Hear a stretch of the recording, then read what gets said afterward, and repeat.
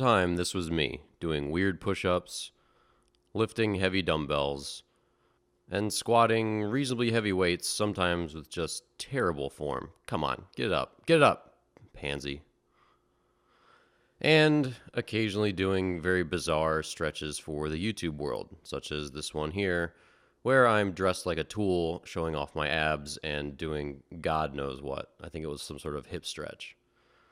But I loved strength training, as shown by this gleaming smile as I hugged my college strength coach, Fred Cantor. I had a new strength program in hand, and I had nothing but optimism. Little did I know, one day, I would no longer love strength training, but actually come to hate it. Psychologist Jonathan Haidt introduced the concept of the elephant and the rider as a way to explain human behavior when it comes to making big life changes. Basically, the rider is our rational side. He wants to guide us in an intelligent way from point A to point B. But the elephant is our emotional side. And no matter how strong a logical argument the rider makes for the elephant to go in a certain direction, if the elephant doesn't really want to, he ain't budging. This is a mountain, and everyone has their own personal mountain, whether it's in business, in sports, in whatever. And for me, there was a Major League ballpark atop mine, and inside that ballpark was me, pitching on a 10-inch mound in front of thousands and thousands of people. And when I arrived on campus as a freshman in college, I quickly realized that I had a lot of resources in front of me. I could lift weights every day with a great strength coach, and barbells and dumbbells and kettlebells were my path up the mountain. And I quickly put on weight, I added velocity, I started throwing harder, I was a better pitcher, and the results were amazing. Like, I was motivated, my elephant was motivated, and we together were just storming up that mountain as fast as we could, and we were doing it with strength training. One of my mentors, a guy named Nick Tuminello, who I interned for in college. I majored in philosophy, so I didn't have like real paid internships, but I did some internships because I wanted to learn more about how to train, how to be a good coach in the future, and just how to be better as an athlete when I was going through it. And Nick, when I met him, he was in his early 30s, and he actually was on his way out of training clients every day. He'd been a personal trainer for a long time, and he was burned out, and I just could not relate to it. I was like, dude, you're this fitness guy that I'm reading your stuff on the web. You're like kind of famous and you don't like working out. I'm like, how does that make sense? I was a 22-year-old kid. I was 4 years into it, and it just didn't make sense to me. So here are our top 3 variations, go-to variations that we use most often for clients and athletes of different levels for upper body pushing exercise applications. I'm up here on our loft in our academy, and you can see all around, everything from down below. But this nondescript box is where it all started. Back when I was a kid and I was a freshman in college, I was in I got a book on scoliosis. I was in my college strength coach's office pestering him for something that he could give me that I could use to get better. It's one of Nick's new books. There was one why as to my effort in the weight room, and that was to get better on the field. That was really the only thing that I ever cared about. I didn't lift weights in high school, and I was introduced to it as a freshman as a way to get where I wanted to go. I wasn't very good. I didn't have a scholarship. I needed to get better in a hurry. So I quickly became a gym rat.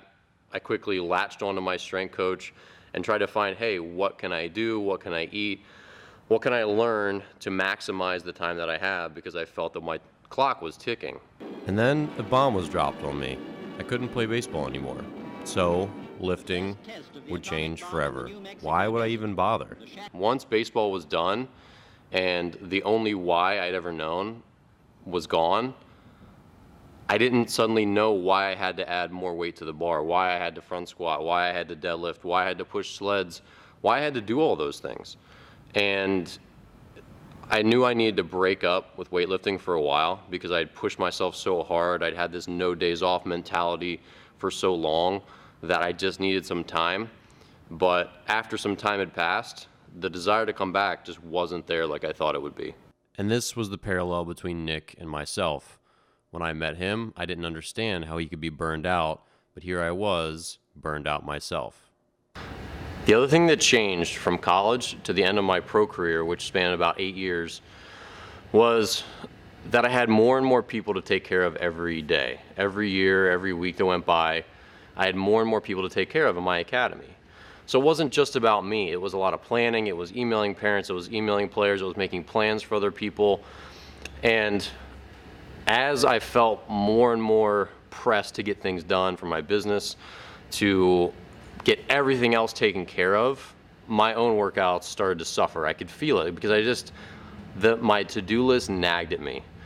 My priorities weren't solely focused on me. I wasn't just working a construction job and I couldn't wait to get done with it so I could go to the gym and do baseball stuff and do strength training stuff. That would have been probably really liberating, but that wasn't my life. I started my baseball academy in 2010 after the first year of pro baseball. So I was always, all off season, taking care of myself, but also other players and other people, getting them ready for their seasons as I tried to fit in my own workouts. And often, as parents know, you sort of come last. And it wasn't an excuse, it was just that we all seemed to have 100% to give. And some of my 100% went to everyone else, and the rest went to me. And my 100% just started to look different over time. It wasn't that I worked any less hard, it wasn't that I cared any less. It was just that my 100% was sort of started to be thrown in different directions.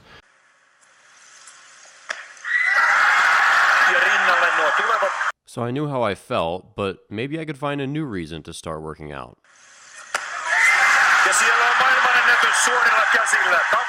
Some lift for Olympic glory.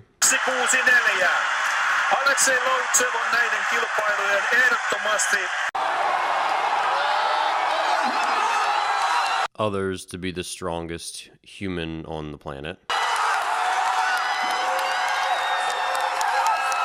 Others still to stay in shape and make fitness kind of a sport. And others still just want to party off the pounds. Double touch, side and side. When I graduated from college, I was known as a guy who worked really hard in the gym, and that was part of my identity. When I went back, it was a couple years later, and I ran into a girl who played a sport there, and I didn't really know her, but she's like, "Hey, I recognize you, like you're an alumni, right?" I'm like, "Yeah, I played baseball, blah, blah." She's like, "Oh yeah, you were the guy who was always covered in sweat." And I was like, "Oh, yeah, I probably was." That was the only way she knew me. I wasn't like the most social person in college, but like that was sort of my reputation in the gym. It was a big part of who I was. And so it was really hard for me to make sense of the fact that I no longer wanted to do it. You know, by my own rationale, I would have called myself lazy. But I knew how I felt. I knew the work I'd put in. I knew I didn't owe anybody anything. I didn't have to live up to any standard that I set or that other people set for me. But I also train kids every day, teach them how to lift weights, and I teach them how to work hard, and I try to instill now the qualities that I no longer had myself. So it led me into this weird place where I felt like a hypocrite. I feel like when I walk into my own facility, I'm just like almost like living a lie, because yeah, the passion for teaching kids how to do this stuff, how to start their own journey, how to find their own work ethic, how to learn the exercises and do them right and understand the process, none of that's changed. I still love doing that. And the way I feel about being a coach hasn't changed. It's just when you're teaching someone else how to do something that you yourself don't like doing, it just leaves a lot of dissonance. There's just a lot of, it's tough to make sense of that in your head. But ultimately, strength training is hard, and when something's hard, we get back to this, the elephant and the rider. And I think it's clear now that the elephant, for me, never loved strength training. It was a tool because I loved baseball. But now the question is, how can I convince him to go back up that mountain, even though we both know there's nothing at the top that we want?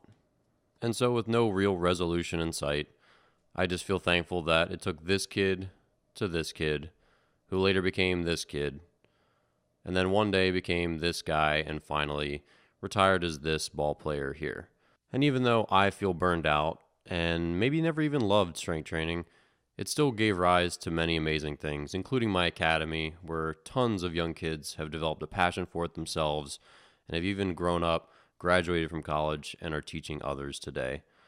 Sometimes we learn new skills and meet new people, and they serve merely as jetpacks to get us from one point to another until we find our next thing, our next passion, our next mountain to climb. And for me, maybe that was strength training. The rider in me won't hold his breath, but maybe, just maybe, the elephant will get moving again. If you enjoyed this episode, please subscribe, and I'll see you here next week as I release a new episode of You're My Boy Blue.